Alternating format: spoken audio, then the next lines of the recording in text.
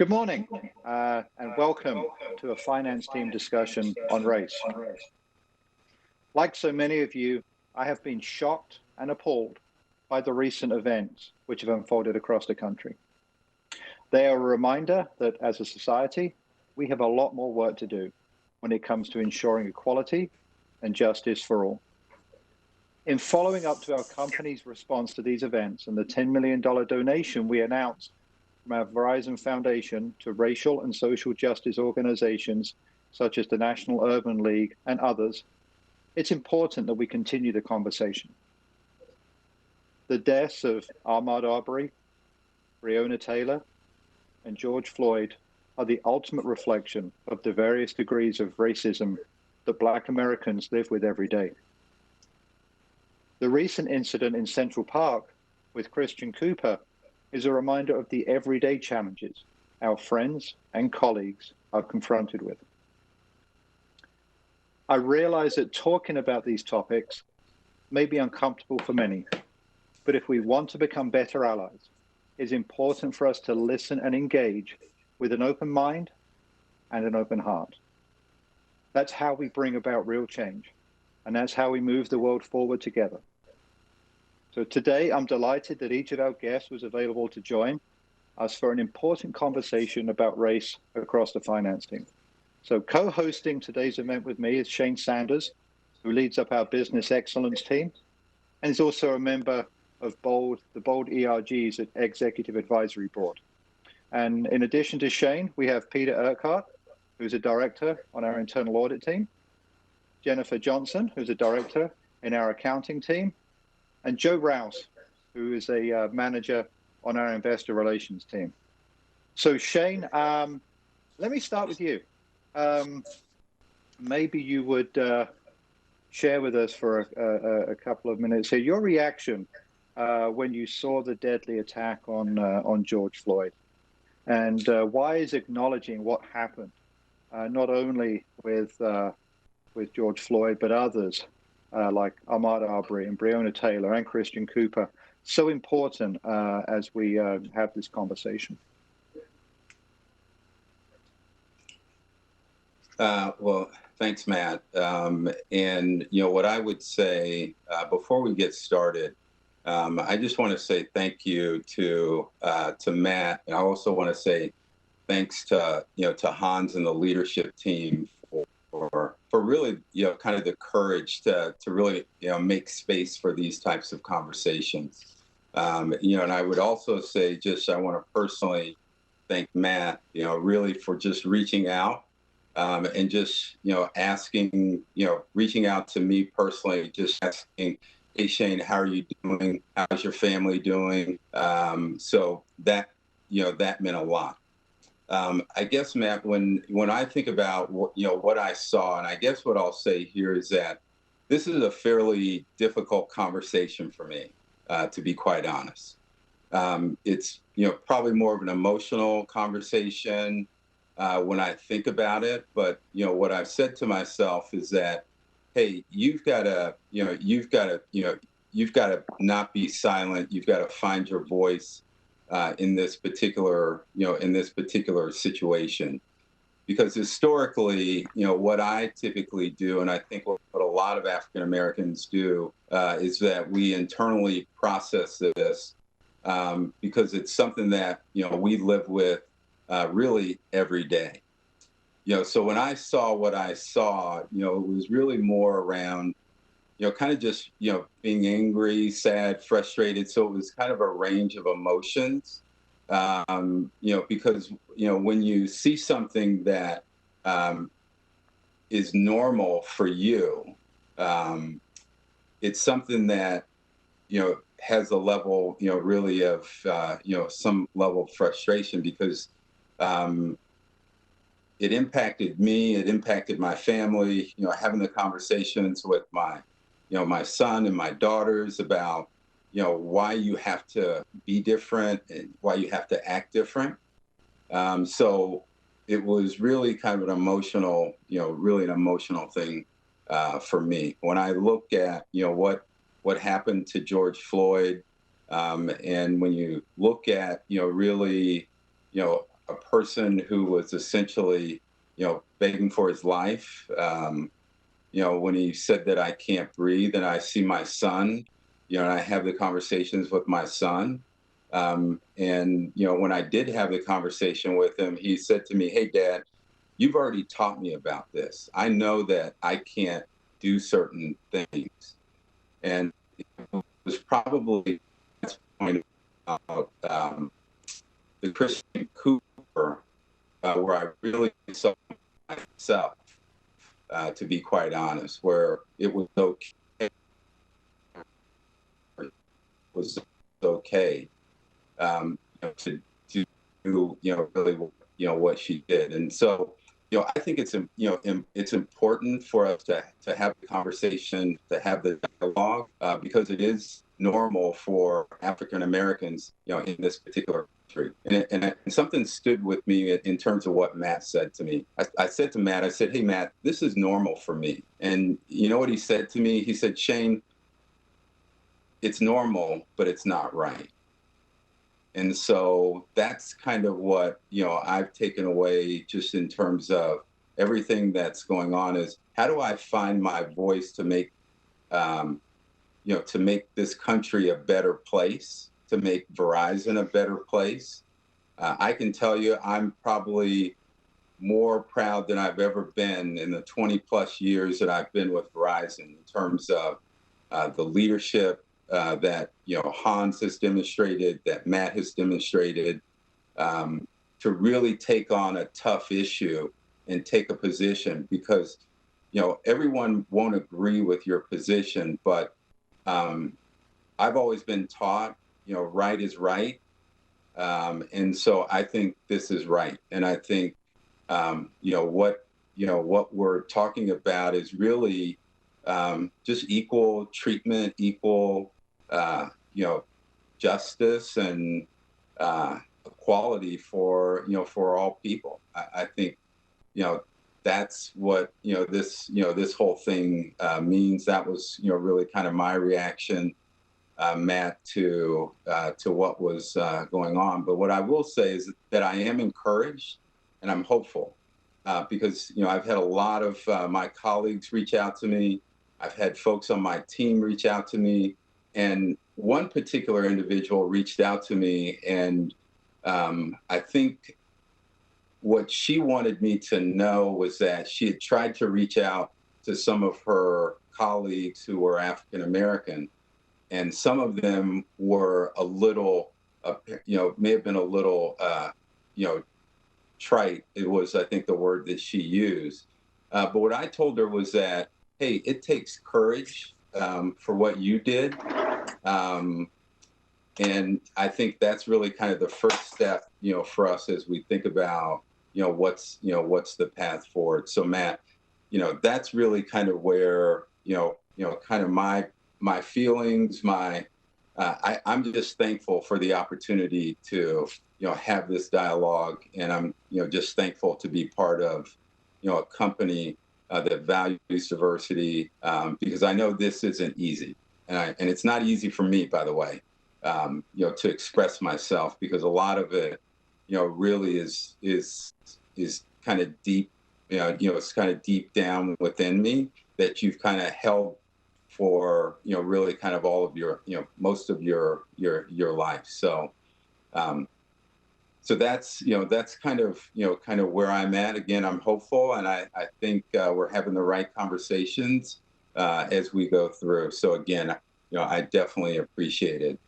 And so I wanted to, maybe just pause a little bit here, and maybe not, as much from, where I sit. And again, I'm proud to be a leader here at Verizon. But I'd like to maybe, jump over to Peter, and maybe just, have Peter maybe, talk a little bit about, how, some of the events has, impacted him, in terms of where, he's at. So Peter, I guess, how has this, shaped you or impacted you over the events that have happened over the last, few months and year? Hey, good morning, Shane. Um, so just thinking about kind of all of the events, all that's happened, um, I have to be honest and say this is not a conversation I initially wanted to have. I definitely had some concerns around, how having these conversations might even be perceived. In terms of the most recent events, I have not watched some of those videos. I've seen glimpses of it on the news, but I couldn't bring myself to watch someone be strangled, suffocated, whatever we want to call it, on camera for nearly 9 minutes. It's not something I wanted to deal with. And if I think about why, I kind of go back some years. 30 years ago, the whole Rodney King thing happened, and I was in elementary school. It seemed really far away. It seemed far away because it was in California, and yeah, there might have been riots and everything, but when you're that age, parents have some conversations with you, and you say that that would never happen in my sphere. But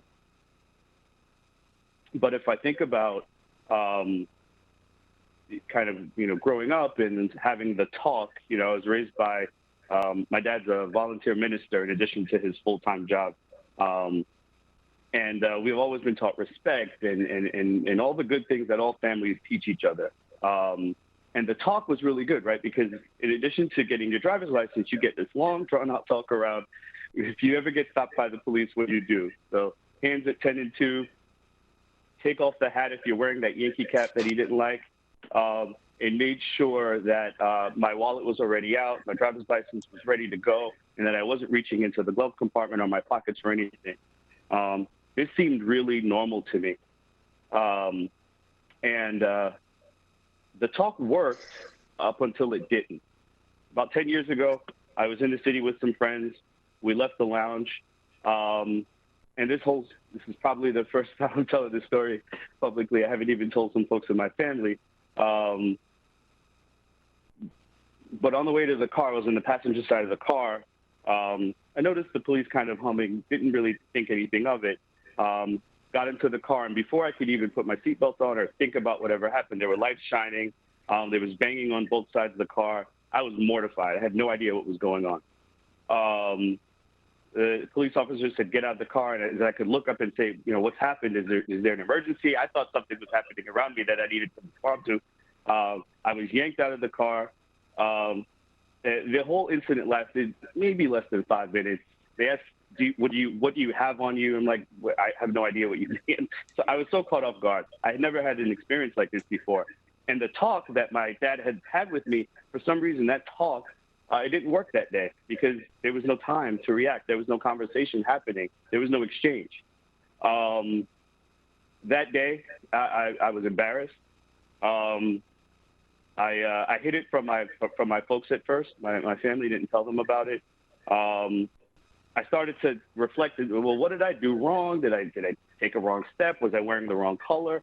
All these kind of thoughts come to your mind around, what did you do wrong? And so I really buried that in my subconscious. That night I had taken pictures of the bruises on my arm. The next morning I woke up and I deleted them because I never wanted to remember this story. I think about these things in terms of just recognizability and maybe correlation and connection. An example that comes to mind is, when you buy a car, probably when you're young, your first new car. One of the cars I had wasn't new. It was an old Plymouth Sundance. And it was powder blue. It was ugly. And for some reason, I had never noticed Plymouth Sundances on the road before until the day I owned one. And all of a sudden, I'm like, look, there's one there. There's one. These cars are really ugly, but I noticed them everywhere. And that's what this brings to mind for me.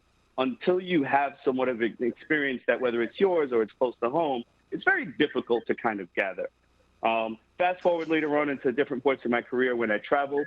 I, was working on a project in Dallas. One of my colleagues and I had bonded over the phone. We both liked BMWs, so we would talk cars all the time.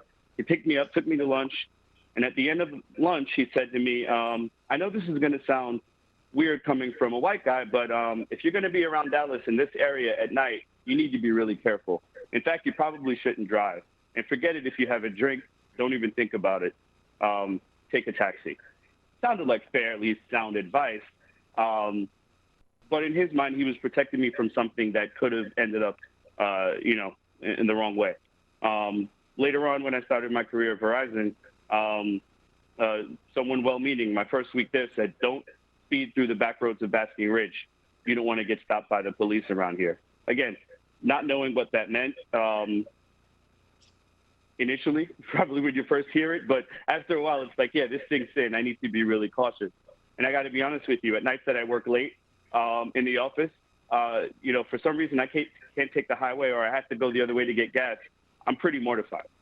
I don't want to be in the back roads alone. And maybe those things are informed by the incident that I kind of hid from myself and from folks in my sphere.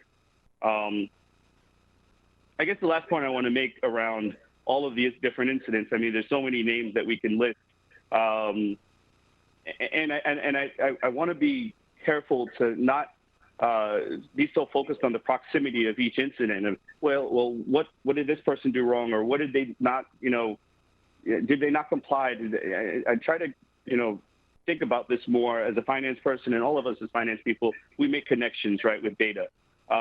And when I think about the Christian Cooper incident, even though it was nonviolent, it really bothered me because that person knew, the woman with the cell phone knew that she could call the police and use them as a weapon against someone that, she had a confrontation with. And then what happened, I noticed in the news over the next, couple of days, everyone tried to rationalize why she shouldn't have called the police on Christian Cooper because I guess he was a good guy. He's the president of the Audubon Society. He's a bird watcher. He has all these nice things about him that makes him different. And so what I think about now is, really, does that matter? Is there a caliber that we need to attach to folks to decide whether the police should engage them or not, or whether they need to have the police called on them or not? It's just something that I've been thinking about and kind of playing around in my head, or this idea of the public perception. Those are my thoughts. Yeah, Peter, thank you for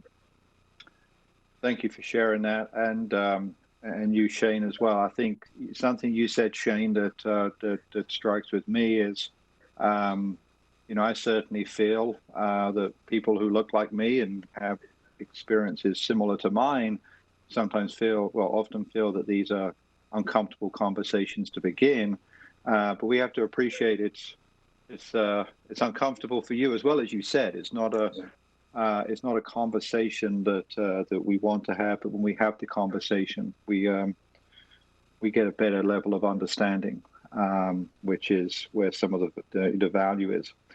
Joe, if I can turn to you, if you can maybe talk a little bit about your experience in corporate America, and just maybe some of the things that your colleagues may not realize that you have to think about as you build a career and go about your day.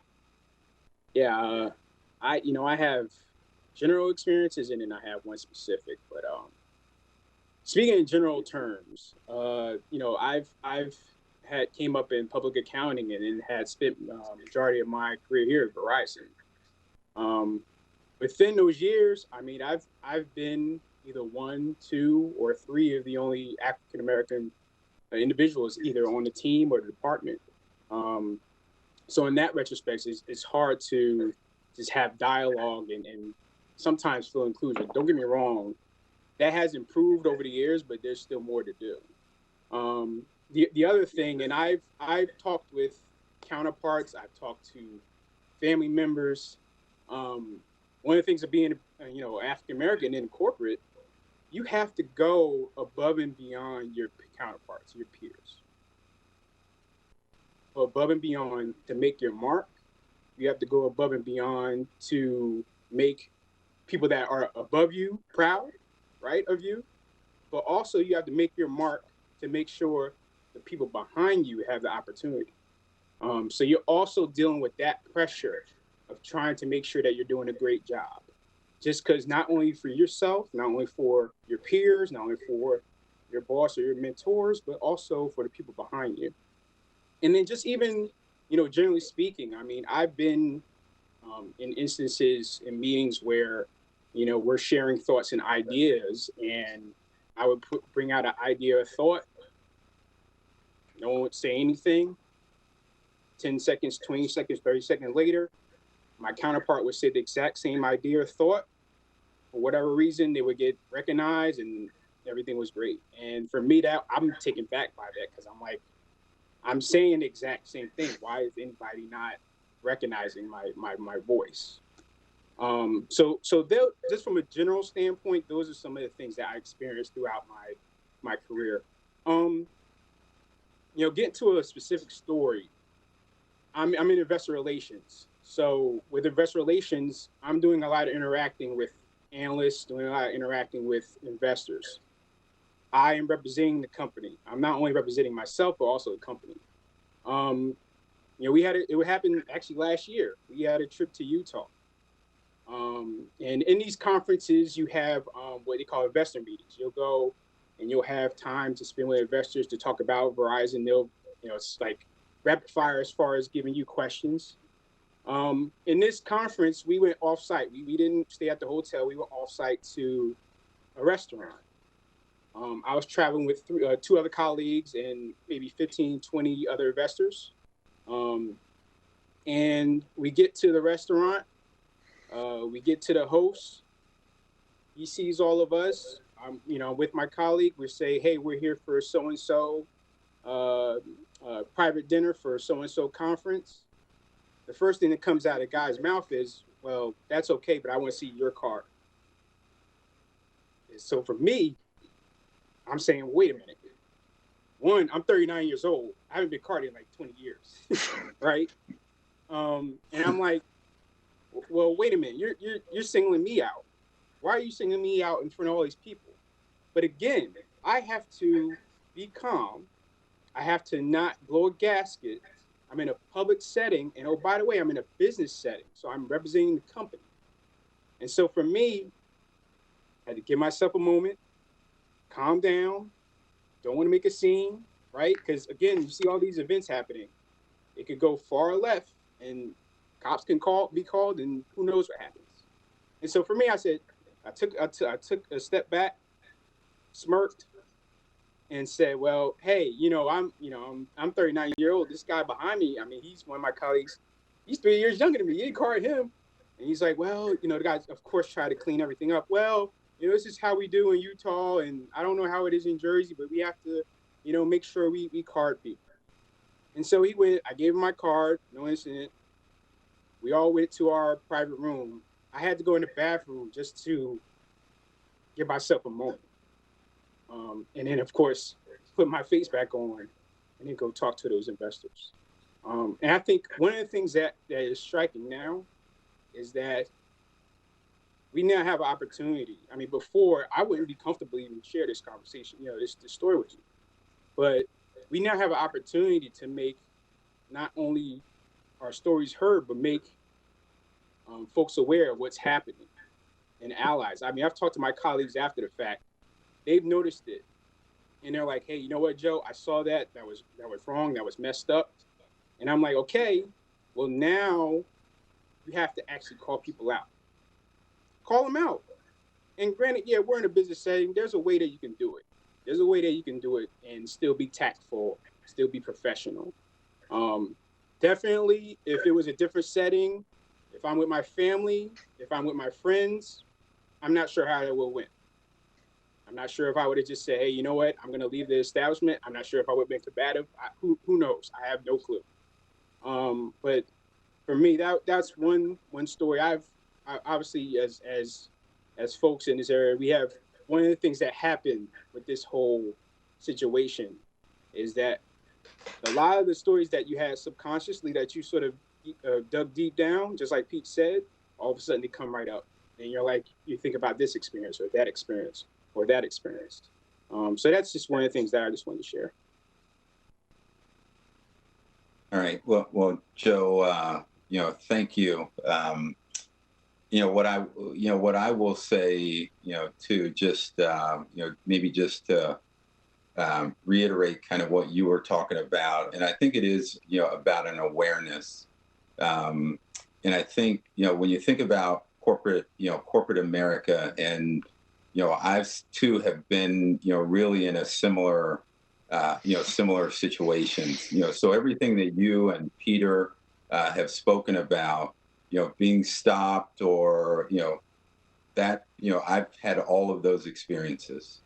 When you think about being in corporate America and where I'm at, really today, I have, to be quite honest, I've been 35 years in the workforce, and I'll be honest with you, I can't tell you where I had an African American peer, maybe but 2 or 3 years in that whole, in my 35 years of really experiences. So, so I understand, I understand that. And I do think just, having the courage, to your point, to make, make people aware. I think we heard the other day at one of the up to speeds around, having allies, but also having, accomplices. And I think it's so important, that we have, really these, some of these conversations just,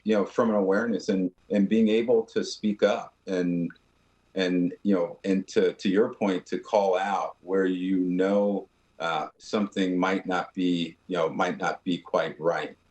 So, I think, what your experience is, what Peter's experience is not unique.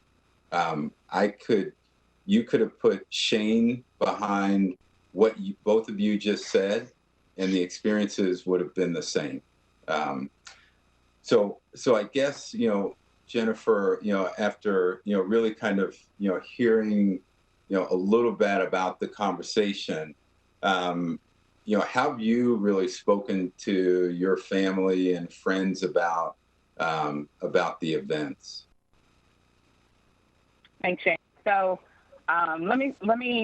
It's very important to have that conversation. Let me start off with that. I don't think that's anything that is disputed. But let me start with sharing a story about a family vacation that my family typically takes. An annual vacation, we get together with my family, pretty close. So my mother, my 2 brothers, their spouses, and my nieces, their kids. And so there's typically about 12 to 15 of us when we go anywhere. We rent an Airbnb. On this particular trip, we had 5 kids with us under the age of 10 and 1 infant. So at that time, my mother lived in Chicago. That was our meeting point. We all flew in, and then we actually took the hour or so drive out to Wisconsin. We arrived at the house that we rented, probably, about 1 p.m. in the afternoon or so. We had 3 cars full, followed each other, pulled up to the house, waved to the neighbors as we pulled in. Hey, how's it going? Greeted them while my mom, put in the garage code so we could access the house. As we've always done, nothing different. Typically, once we do get into the house, everyone goes scurrying from room to room, checking out the bedrooms, trying to put claim on which room they wanted. When we thought that was a normal routine for us and our family, suddenly took a wrong turn. In a matter of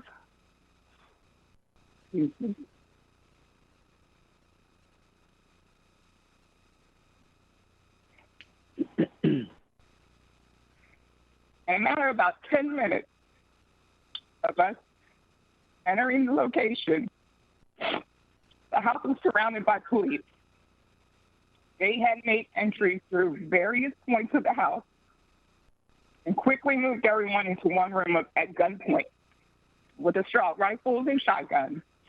I remember my brother being walked up the stairs from the basement with a shotgun to his back.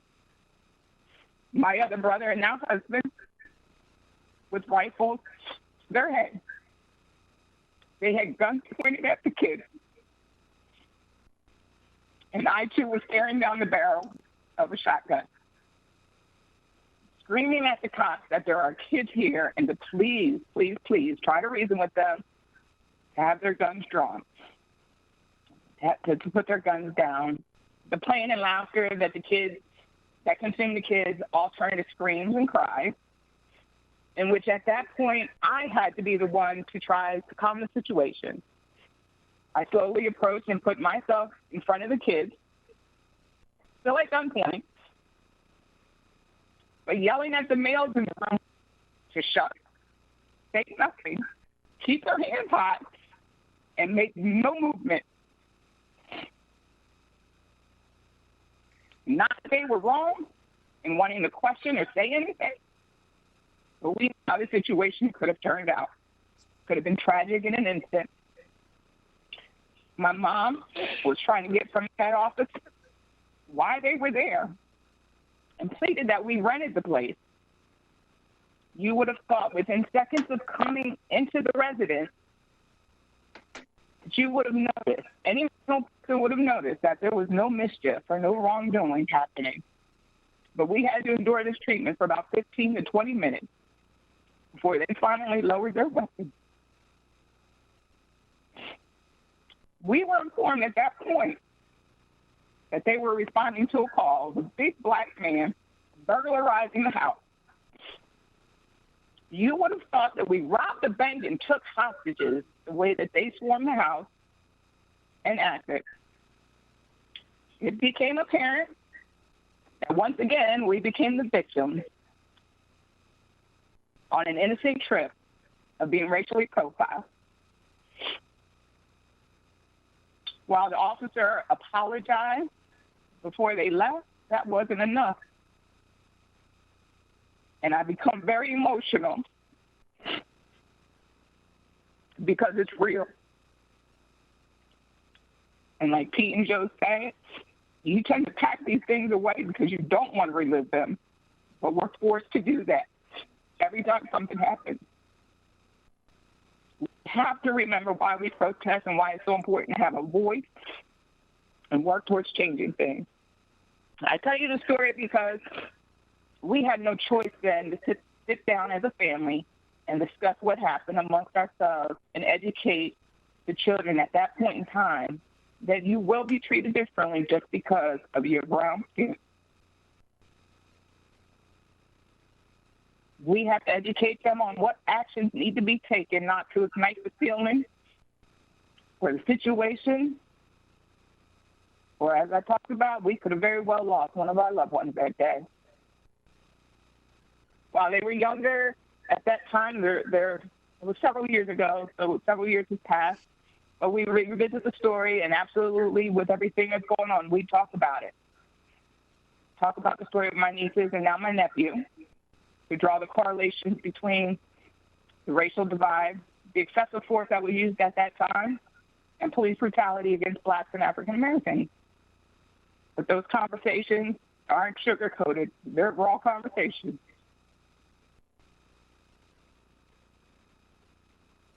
We constantly remind them that they have to be aware in every situation. It doesn't matter if you're not doing anything. There's certain behavior that you have to exhibit. And pray that you walk away with your life.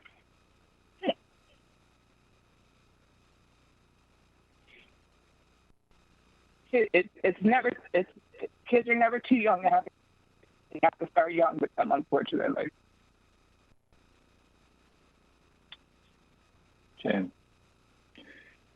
Jen, thank you. Thank you for sharing that. I have no words, but thank you to all of you for, as you say, they are experiences that you want to push down and forget about. So the next question that I was going to ask each of you is, how do we take this moment and talking about things is a start. but it's only a start. The first thing that we have to do with any problem, whether it's a small problem we deal with at work, or whether it's obviously a problem as immense as this one, the first thing we have to do is realize there's a problem. And I think the conversations that I've heard over the past couple of weeks is a different level of conversation, and I think we're finally getting to the point where we have broader appreciation for this is a problem, and it's been a problem for a long time. And the things that we have done until now obviously haven't solved the problem, and so there is more to be done. So the question I'll ask each of you, as you think about it, what are the things that we can do to make this not just another situation we talk about, but a turning point for change? Where does it start? The things that we can be doing in the workplace, and go from there. Maybe Peter, I'll start with you as you think about how do we make this a turning point for change and just not another sad chapter in this ongoing story. Yeah, Matt, I think just before I kind of go into that, I want to acknowledge Joe's and Jen's experiences. One of the points that I can't help but think about when Jen tells that story is the impact on the children. Because as adults, we've all told you that we try to pack these things away so that we don't have to relive them, but somehow they tend to find themselves back to the forefront, when something extreme happens. And so I always tell my team 3 points, so I'll try to follow my own example and stick to 3 points. But the first idea is these conversations don't just need to happen when a 12-year-old is shot in the park for doing what 12-year-olds do, playing with toy guns, or when some crazy person decides to enter a church and murders 9 worshipers. And as someone who has grown up in religion and in worship, that really hits home. Places of worship are supposed to be places of refuge. So I guess the points I'll make are, again, we're finance folks, right? So we understand data. We spend so much time with data. So I encourage people to understand the data, right? Understand the numbers. 1 in 4 Black and Hispanic children grow up in poverty in this country. 1 in 10 for their white counterparts. Right now we have, I think about Verizon and what we can do. Before the pandemic, there were around 12 million unfulfilled jobs in this country, some with requiring specialized skills. There's ability that we have to do some of that training and some of that engagement. Speaking of engagement, I think the other point is to start moving from empathy to engagement.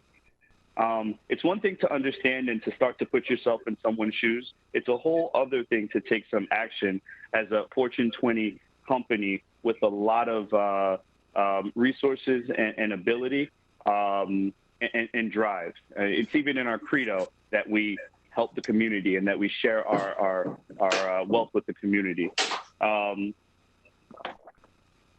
other point I think I'd like to make is to step away from the newsreel sometimes and pick up a book.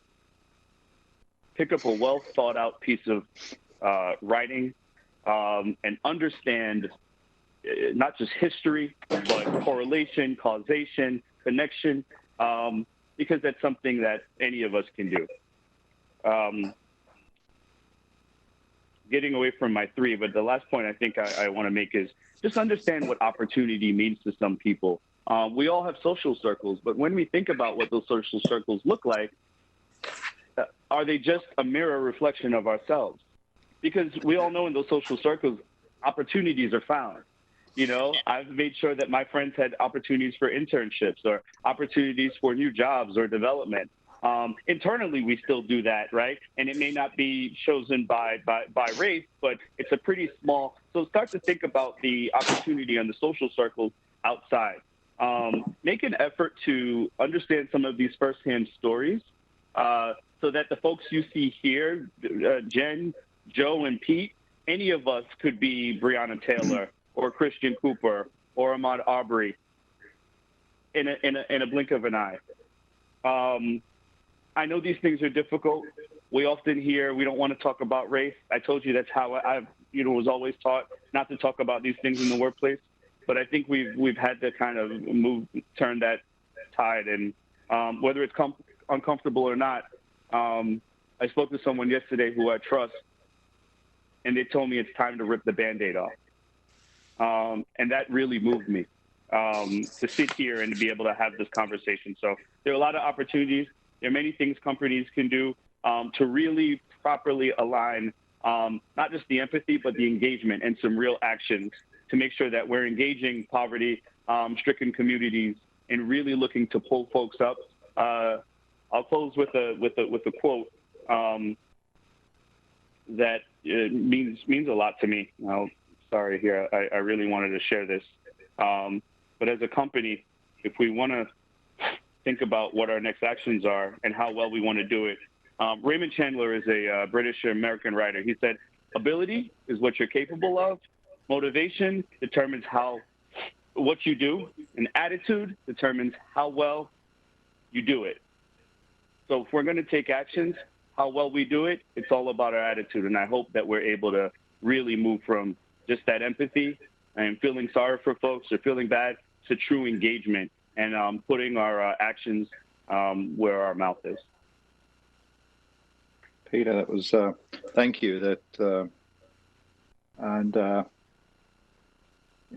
Getting away from the news feed and moving to a book that's with a little more well thought out.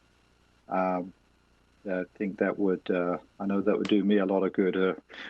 So thank you for sharing that, Jen. If I go to you with the same question, how do we make this a turning point for real change, and how do we, what do we need to do to start that? Yeah. So Matt, the time is now, and I think it's pretty evident we have folks on board and are willing to do what's necessary, right? We know it won't happen overnight, and it starts with each of us as individuals. We need to be bold enough to speak out if there's injustice and tell our stories. We need to be brave enough to listen and hold each other accountable, and if action is needed, that we take those actions if something is wrong. I have several discussions with folks that drop by my office or pick up the phone to talk, and I do my best to guide them on how to help them sort of have those discussions and with their supervisors or their leaders.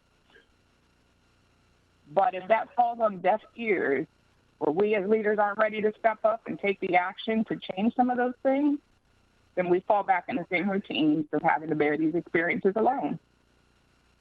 And so I think it's so crucial now that we open those doors and have those conversations, as everybody is spoken to, as we not only have the support of our Black communities, our Black communities are always standing up and trying to make things happen, but we have the national support globally of folks that are willing to take steps. And so we have to leverage that. And my husband and I talk about this, how this is different, and believe that there could be change that comes out of this.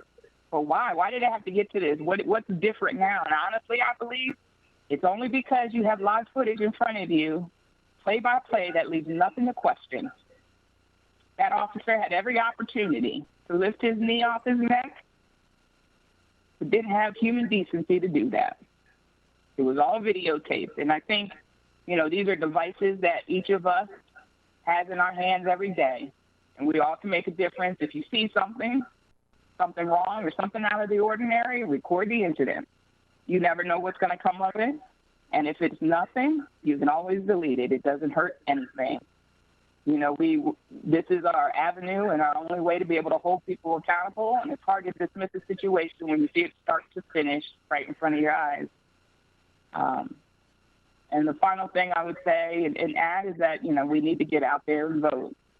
Make sure we have a seat at the table. We're part of the discussions when policies are created or revamped. We need to make sure we're talking to our children about being educated on the issues at all levels, and we're encouraging them to get out there. Thank you. Joe, I wasn't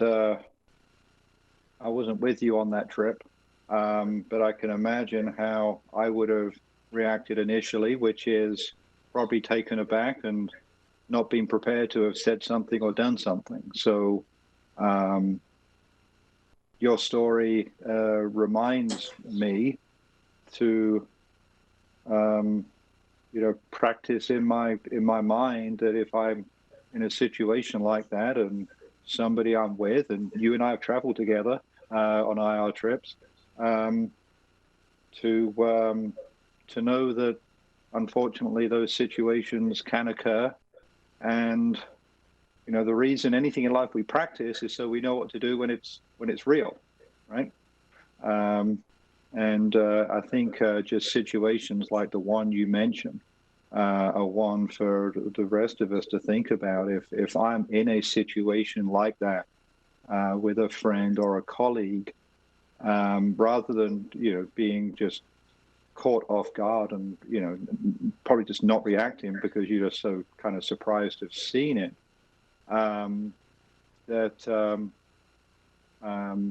to be ready to actually speak up in the appropriate way and do something. So I appreciate you sharing that.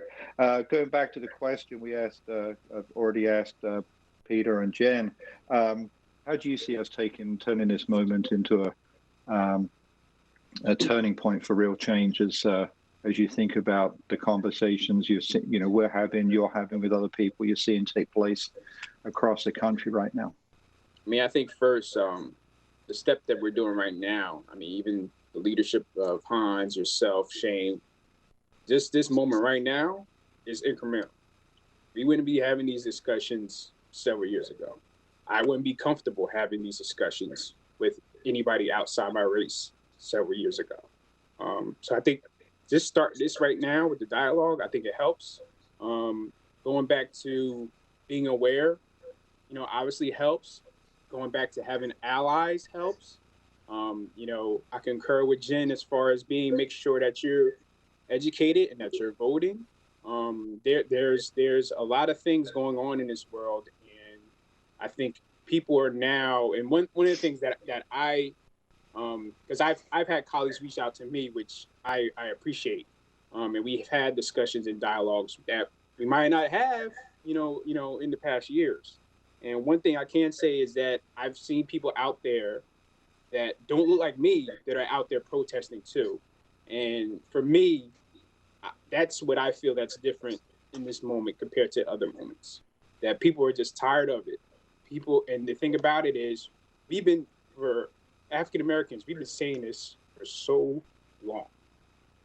And now we're getting our counterparts to also say and call out and say that's wrong too. So I think that's one of the things that's resonating with me.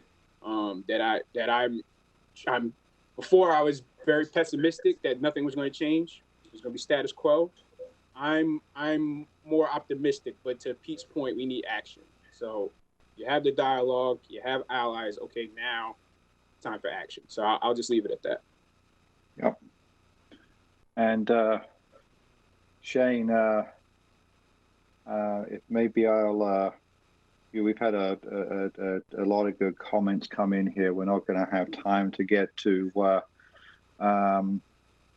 lot of the questions here. Number of questions, a lot of comments of support. So I think what I'll do here, first of all, I can't thank you enough for your bravery to share what are obviously very painful stories. But by doing that, I think you have, I asked what actions can be taken. Well, you have taken those actions today to help move this forward. We have a lot to do, but I just wanted to acknowledge all of you for doing that, being willing to share those stories. Obviously, they're they're incredibly hurtful, incredibly painful, and obviously scars that will never heal, irrespective of how good a job we do going forward. Hopefully we can help them to some degree, if not fully. But Shane, maybe I'll ask you the question at the end there, and then let you roll into some closing comments with all of us. And thank you for co-hosting this with me today. Your partnership means a lot to me, and so I appreciate you sharing the stories there. So if you kind of answer that comment too, how do we make this a moment, a turning point for real change, and then just any closing thoughts you would leave everyone with. Yeah, thanks, Matt. And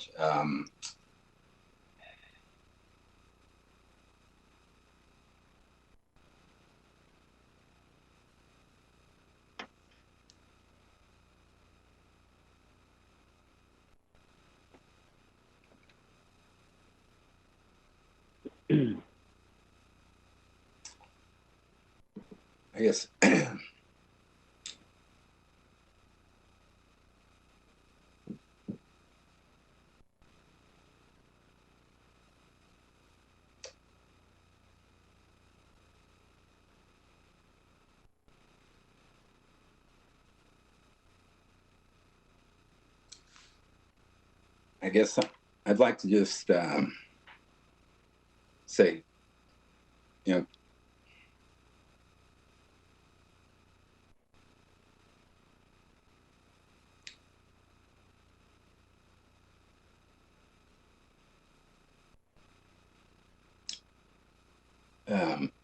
Matt, I just want to say thanks for the opportunity to have the conversation. I think how we make this really kind of a turning point is really a lot of the things that Jen and Joe and Peter talked about. I think when I look at myself too, as a leader here at Verizon, I think it's really kind of taking the opportunity and the chance really to have your voice heard. I think we've opened up the conversation and the dialogue. A lot of what you heard is real, and a lot of it is painful. But I think it's up to really all of us just to be aware and to acknowledge your African American, Black colleagues, that hey, they are living in a different world. And I think it only starts there with the acknowledgement. I think there is, kind of a groundswell around just the ability for us to take action and to speak up where, we see some level of, injustice or discrimination. It really makes us all, a better people, a better place. Whether it's within the country or just within our own current sphere. I know for me, where I am, really, kind of in my career, I can identify with a lot of what I've heard and have dealt with everything that you've heard. And I think the time is really, now for the change. I think this is the turning point. I think Joe said it. I think we're all saying enough is enough. I think, any individual is asking for is really just kind of equal treatment, equal right. No more than whether you're black, white, brown, red, yellow. I think ultimately that's what it really comes down to, and our ability to speak up when we see things aren't where we think they should be. And I think it all starts with each one of us individually. I've had to look at myself and ask myself, are you speaking up, when you need to speak up? Whether it's with my family, whether it's in a talent conversation, or whatever the case might be.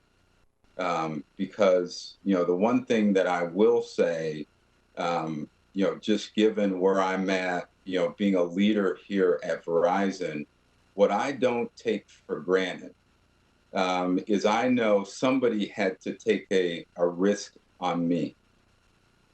And when you think about all the things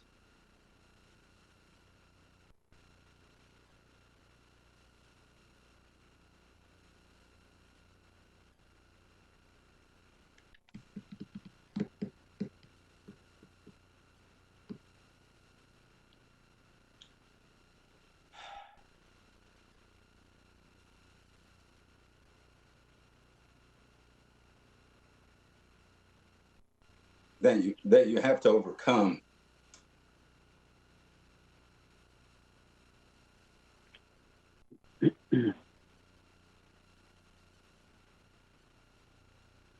I think it's all about just, doing your part, and don't be afraid to really put yourself out there and to take a risk.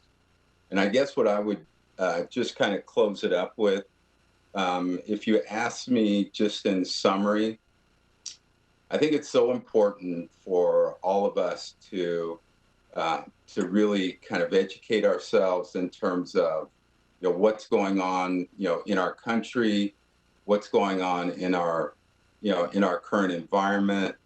How do we make sure we have the right support systems, and that you can have these types of conversations? Because, I said in the beginning, this was kind of tough for me, but I think it's necessary, and I think it only gets easier the more you're able to to really talk about it.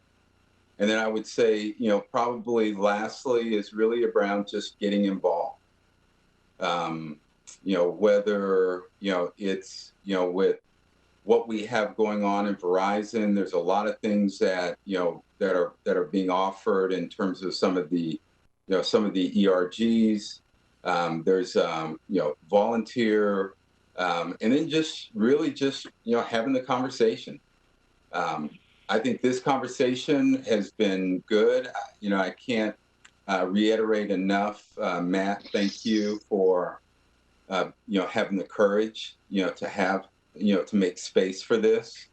Thank Verizon for having the courage to have space for this. Because, I think only through having these conversations are we able to make a change in our society, and a change that will, hopefully impact our children and our children's children. So, Matt, that's really all I have. To all of you who are out there, really listening, I appreciate you listening. I think we all appreciate, your support and your empathy as we, as the country is going through this, through this transition. And so I thank you.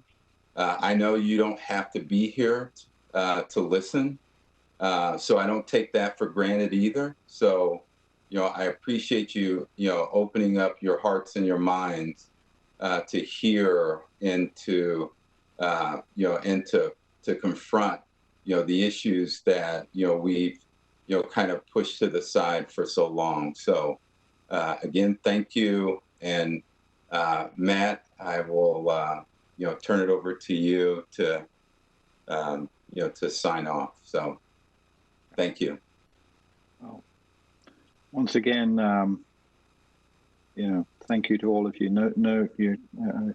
I appreciate your comments, but no thanks needed towards me. This is a conversation that needs to take place.